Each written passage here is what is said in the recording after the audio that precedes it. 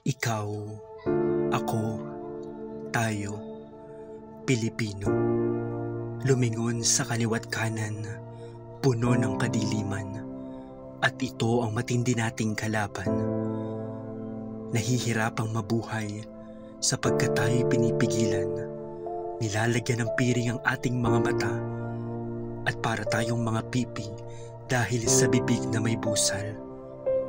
Tila inilalayo tayo sa direksyon ng pangunawa.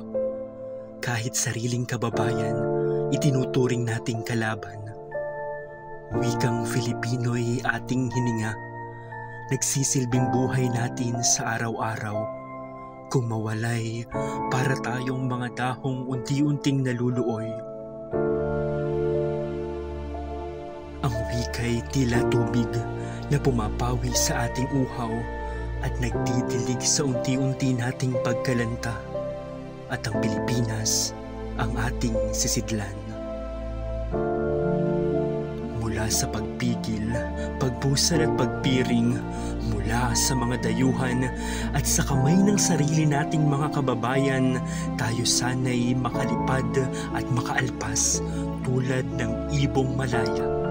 Tangay ang ating wikang pambansa.